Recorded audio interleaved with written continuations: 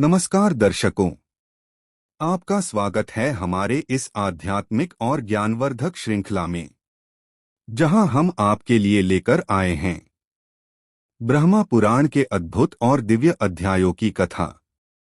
आज का हमारा विषय है जम्बूद्वीप तथा उसके विभिन्न वर्षों सहित भारतवर्ष का वर्णन।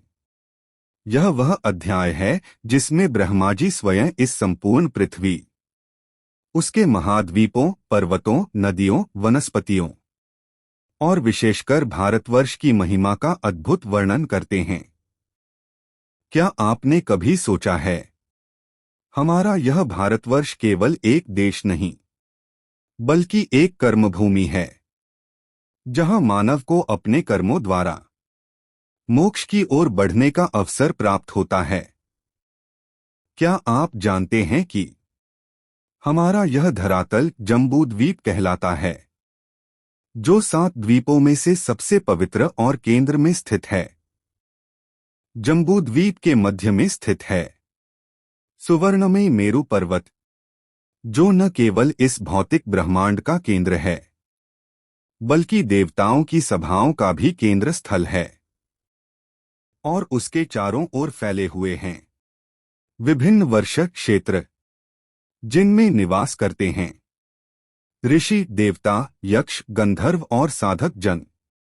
इस अध्याय में हम जानेंगे 7 द्वीपों का गूढ़ रहस्य, मेरु पर्वत की दिव्यता, गंगा के 4 धाराओं में विभाजन की कथा, पवित्र वृक्षों और चमत्कारी नदियों का रहस्य, और विशेष रूप से भारतवर्ष की भूमिका को एक धार्मिक और आध्यात्मिक केंद्र के रूप में। तो आइए इस पावन यात्रा की शुरुआत करें, जहां हम ब्रह्मा जी की वाणी के माध्यम से समझेंगे इस सृष्टि की दिव्य रचना और भारत भूमि की महिमा। मुनियों ने कहा, अहो, आपने समस्त भरतवंशी राजाओं का यह बहुत बड़ा इतिहास कह सुनाया। अब हम समस्त भूमंडल का वर्णन सुनना चाहते हैं। जितने समुद्र, द्वीप, वर्ष, पर्वत, वन, नदियां तथा पवित्र देवताओं के स्थान हैं, समस्त भूतल का मान जितना बड़ा है, जिसके आधार पर यह टिका हुआ है, तथा जो इसका उपादान कारण है, वह सब यथार्थ रूप से बतलाइए। लोमहर्षण जी बोले, मुनिवरों, सुनो, मैं इस भूमंडल का वृत्तांत संक्षेप में सुनाता हूँ।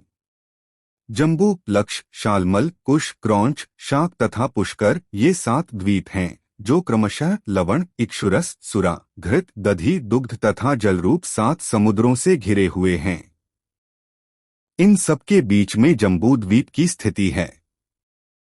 उसके मध्य भाग में सुवर्णमय मेरु पर्वत है, जिसकी ऊंचाई 84,000 योजन है। वह पृथ्वी के भीतर 16,000 योजन तक चला गया है तथा उसके शिखर की चौड़ाई 32,000 योजन है। उसके मूल का विस्तार 16,000 योजन है। वह पर्वत पृथ्वी रूपी कमल की कर्णिका के रूप में स्थित है।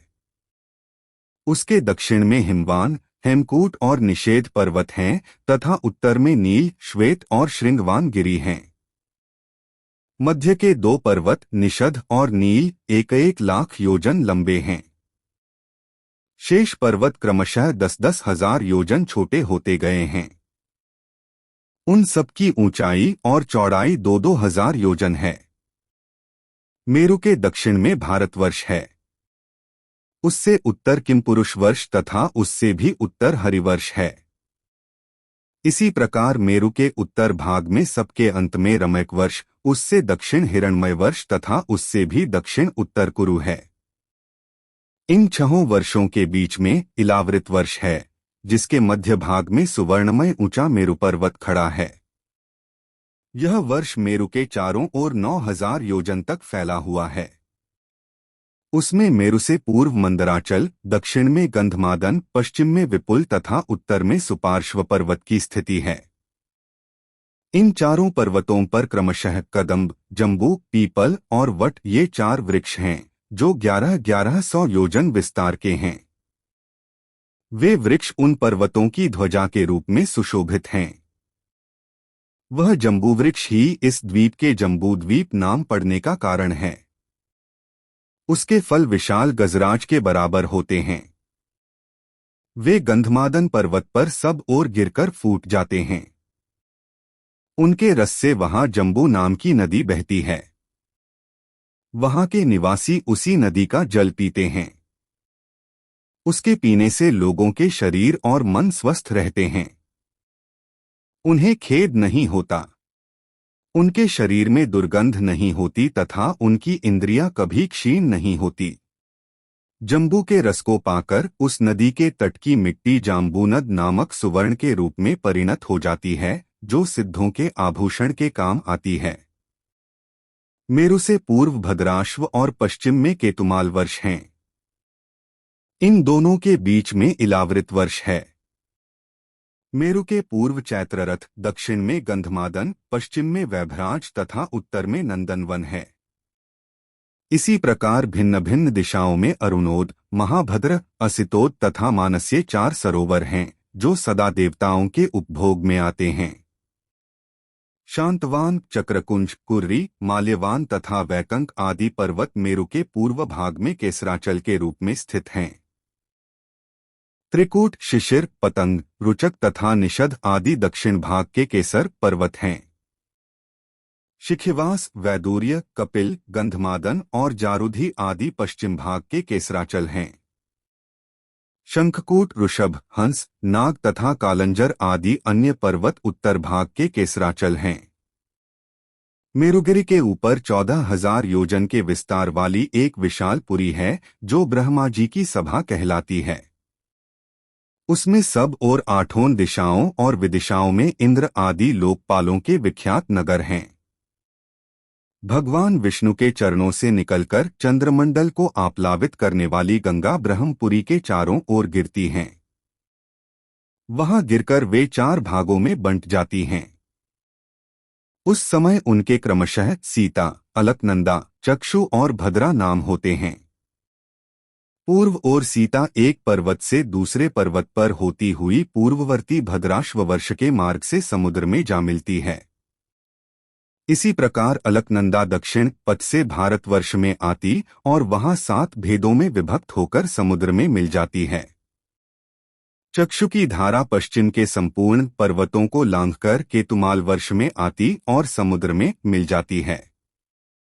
इसी प्रकार भद्रा उत्तरगिरी तथा उत्तर कुरु को लांघकर उत्तर समुद्र में मिलती है। माल्यवान और गंधमादन पर्वत नीलगिरी से लेकर निषद पर्वत तक फैले हुए हैं। उन दोनों के मध्य भाग में मेरु कर्णिका के आकार में स्थित है। भारत, केतुमाल, भद्राश्व तथा कुरु ये द्वीप लोकरूपी कमल के पत्र हैं। जठर और देवकूट ये 2 मर्यादा पर्वत हैं। ये नील से निषद पर्वत तक उत्तर दक्षिण फैले हुए हैं। ये दोनों मेरु के पश्चिम भाग में पूर्ववत स्थित हैं। त्रिशृंग और जारुधिये उत्तर दिशा के वर्ष पर्वत हैं, जो पूर्व से पश्चिम और समुद्र के भीतर तक चले गए हैं।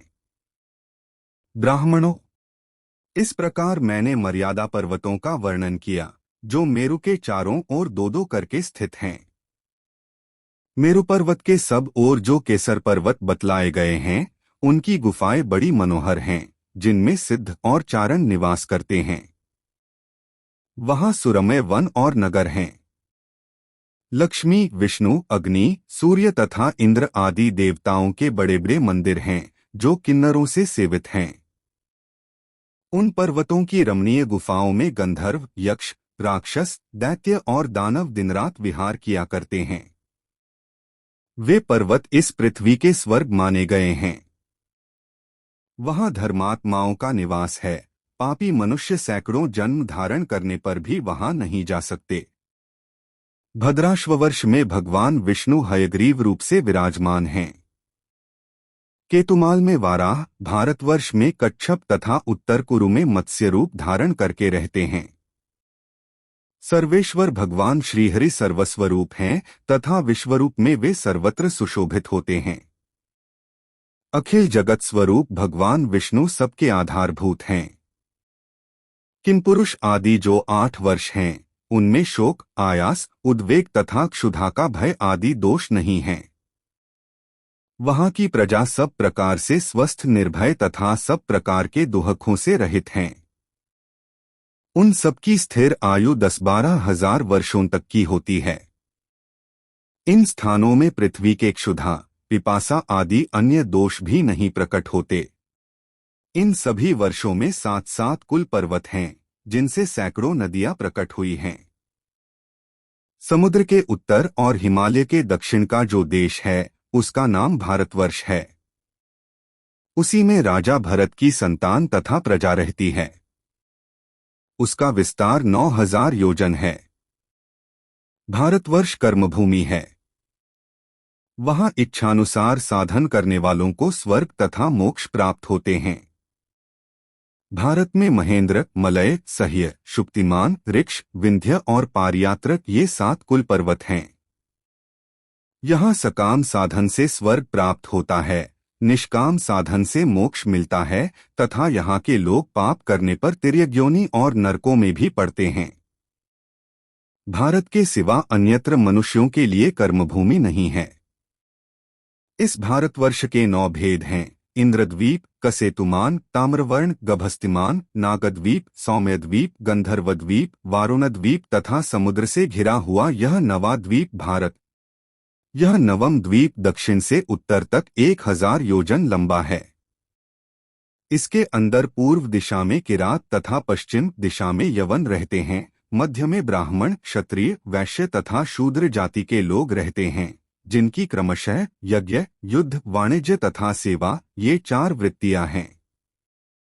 शतद्रु, सतलज और चंद्रभागा, चनाब आदि नदियां हिमालय की शाखाओं से निकली हैं। वेदस्मृति आदि सरिताओं का उद्गम पारियात्र पर्वत है। नर्मदा और सुरमा आदि नदियां विंध्य पर्वत से प्रकट हुई हैं। तापी, पयोष्णी, निर्विंध्या तथा कावेरी आदि सरिताएं ऋक्ष की शाखा से निकली हैं। इनका नाम श्रवण करने मात्र से ये सब पापों को हर लेती हैं। गोदावरी, भीमरथी तथा कृष्णवेणी आदि पापनाशिनी नदियां सह्य पर्वत की संतानें हैं। कृतमाला, ताम्रपर्णी आदि का उद्गमस्थान मल्य पर्वत है। त्रिसांध्य, ऋषिकुल्या आदि नदियां महेंद्र पर्वत से प्रकट हुई हैं। ऋषिकुल्या और कुमारा आदि नदियां शक्तिमान के शाखा पर्वतों से निकली हैं। इन नदियों की शाखाभूत सहस्रों उपनदियां भी हैं। इनके मध्य में कुरु, पांचाल, मध्य प्रदेश, पूर्वदेश, कामरूप, आसाम, पौंड्र, कलिंग, उड़ीसा, मगध, दक्षिण के प्रदेश, अपरांत, सौराष्ट्र, काठियावाड़, शूद्र, आभीर, अर्बुद, आबू, मरु, मारवाड़, मालवा, पारियात्र, सोवीर, सिंध, शाल्व, शाकल्य, मद्र, अम्बष्ट तथा पारसीक आदि प्रदेश और वहां के निवासी रहते हैं। वे उपर्युक्त नदियों के जल पीते तथा संभाव से रहते हैं। उक्त प्रदेशों के लोग बड़े सौभाग्यशाली एवं हृष्ट-पुष्ट हैं। उन सबका निवास भारतवर्ष में ही है। महामुने, सत्ययुग, त्रेता, द्वापर और कलियुग ये 4 युग इस भारतवर्ष में ही होते हैं, अन्यत्र कहीं नहीं होते। यहीं पारलौकिक लाभ के लिए यति तपस्या करते, यज्ञकर्ता अग्नि में आहुति डालते तथा दाता आदरपूर्वक दान देते हैं। जम्बूद्वीप में मनुष्य सदा अनेक यज्ञों द्वारा यज्ञमय यज्ञ पुरुष भगवान विष्णु का यजन करते हैं। अन्य द्वीपों में दूसरे प्रकार की उपासनाएं हैं। महामुने, जम्बूद्वीप में भी भारतवर्ष सबसे श्रेष्ठ है, क्योंकि यह कर्मभूमि है और अन्य देश भोगभूमि हैं। यहाँ लाखों जन्म धारण करने के बाद बहुत बड़े पुण्य के संचय से जीव कभी मनुष्य जन्म पाता है। देवता यह गीत गाते हैं कि जो जीव स्वर्ग और मोक्ष के हेतुभूत भारतवर्ष के भूभाग में बारंबार मनुष्य रूप में उत्पन्न होते हैं और फलेच्छा से रहित कर्म का अनुष्ठान करके उन्हें परमात्म स्वरूप श्री विष्णु को अर्पण कर देते हैं, वे धन्य हैं। जो इस कर्मभूमि में उत्पन्न हो सत्कर्मों द्वारा अपने अंतःकरण को शुद्ध करके भगवान अनंत में लीन होते हैं, उनका जीवन धन्य है। हमें पता नहीं इस स्वर्गलोक की प्राप्ति कराने वाले पुण्यलोक के क्षीण होने पर हम फिर कहाँ देह धारण करेंगे।